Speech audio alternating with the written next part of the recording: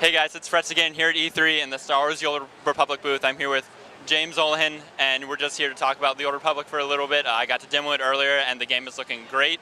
It's looking really good, and I had a lot of fun when I was playing it. So first, how about we just talk about what players get to experience here in the booth? So yeah, here in the booth we wanted to show players Tatooine because it's such an iconic world. It's the most famous world from the Star Wars universe, and we haven't allowed players to play through it yet. So we gave them the opportunity now. They can choose any of the classes available, and on the Imperial side, and they get to explore some of the World Art quests that are available on the planet.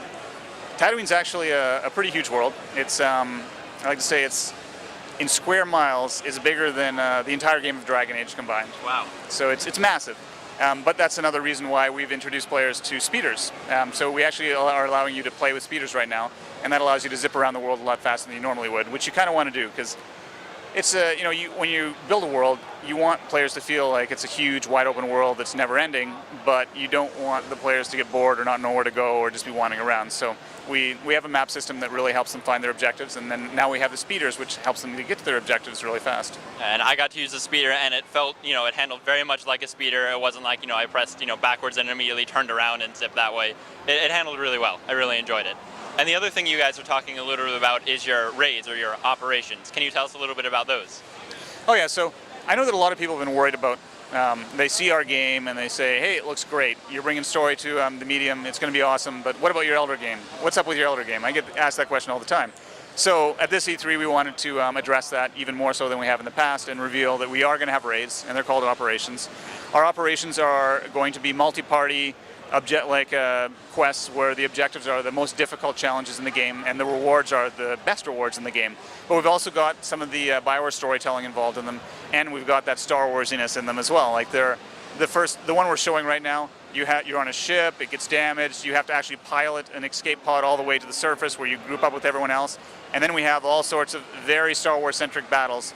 And I can't go into details, but the last battle, Gabe Angelo, who's our lead PvP designer and also heading up the raids, has created a final boss battle that's ridiculous. I didn't even believe it was possible when he was pitching it. He was like, you're going to do this, and then this is the second stage, and then this is the third stage. And I was like, really? Can you really do that? But now I've seen it, and it's amazing. People are going to be blown away by it. Oh, very cool. Thank you. Can you talk at all about group sizes for raids yet? Yeah, right now we have, the thing is, it's not limited. It's only limited by what we want to design for. So for our first operation, we want to have a smaller group size, like 2 groups together. But then for future ones, we're going to expand that. But the larger the groups become, the more difficult it becomes for players to organize. But we know that it's a big, players and guilds want to have that challenge. So people don't have to worry. We're going to continue to expand the operations in the future, and that's going to be one of our focuses post-release is new operations, new flashpoints, new war zones. Great, thank you very much. On that note, a lot of people are expecting to hear a lot about this game, and I think some people even expect to hear maybe every single little detail about this game before release. Do you think that the member base at large, should expect to hear a lot more about the game, or do you think maybe we should start curbing our expectations back and that we won't hear a lot of the gritty details about in-game until after launch? Well, we still have a few secrets we haven't divulged yet, so we're going to be talking about a few more things in the future.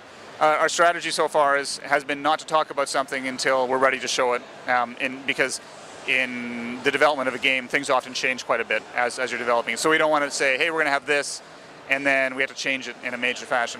We've had to do a few things already like that, and that's just the nature of game development, right? As you get, we've already been having thousands of players from outside of our studio come and play the game, and their feedback's been invaluable to modifying things. But will we talk about? Do we have more stuff to talk about? Yes. Is it going to be a huge amount of stuff? No. We've talked about the game is getting closer to getting finished. I know a lot of people wanted me to give want us to give a release date, which we can't right now.